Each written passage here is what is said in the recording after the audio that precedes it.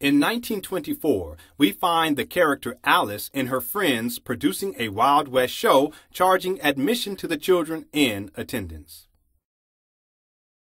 In this show, we find Alice again wearing heavy makeup, which contributes to the pedophilic perception and projection of the child as an adult.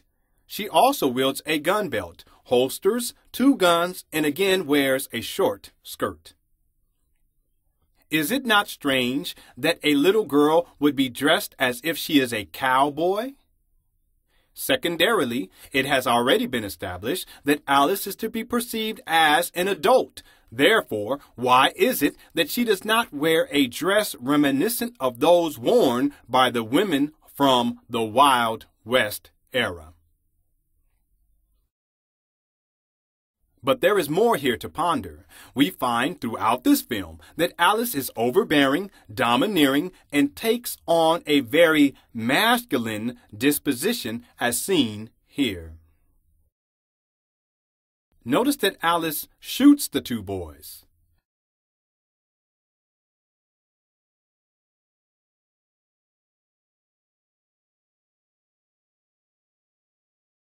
Is such violence a manifestation of the feminine principle? No, it is not. Traditionally speaking, feminine women are nonviolent. Instead, they seek to resolve all conflict without injuring others. They are spiritually conscious. So then, why is it that Alice is projected as the antithesis of femininity?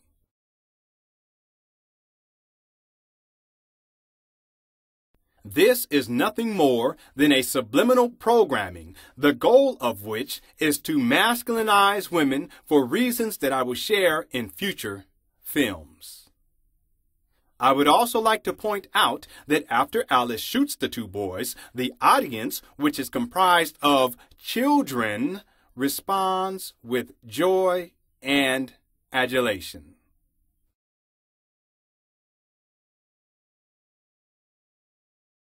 Two boys are shot, and children respond with joy and adulation.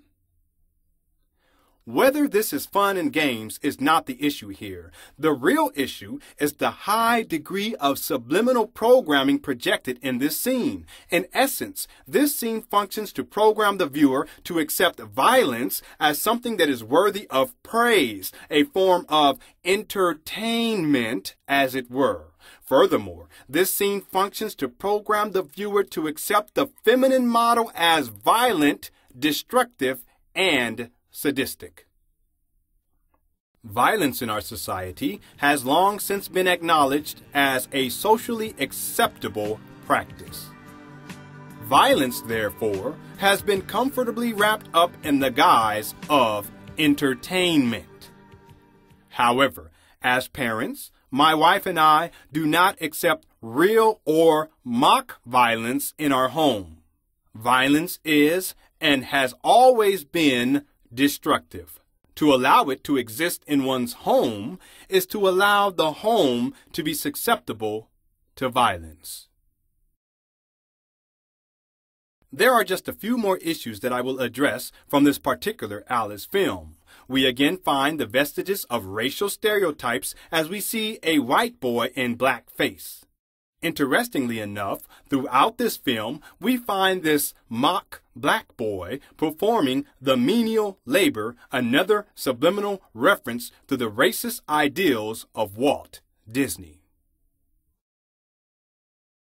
Walt Disney's racist prescriptions are further evidenced in Alice's struggle against the Native American savages, to which she quickly disposes. Many have failed to realize the deeply sinister events that all but eliminated the native population of the inhabitants of the lands we now call the United States of America. The United States government used extremely destructive means to exact genocide against the very people who epitomized elevated spiritual consciousness. It is to these people, the Native Americans, to which much of my own genetic makeup was formed.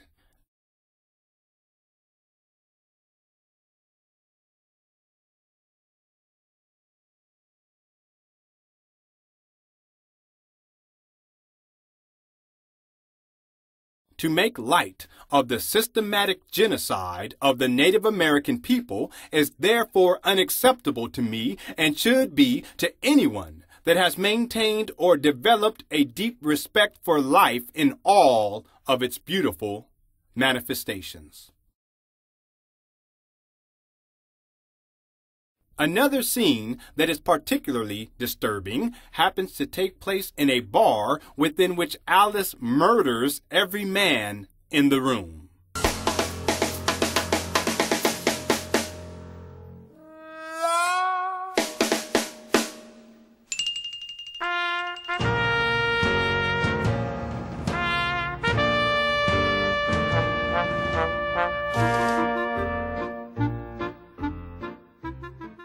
Is this family entertainment or something much more sinister? Lastly, I would like to point out that the human antagonist in this film is a large fat kid named Tubby O'Brien. Tubby has his own gang. Alice has her own gang. As the story unfolds, we see a sort of gang conflict taking place within the film, culminating in a final duel between Tubby O'Brien and Alice, who has already been thoroughly masculinized.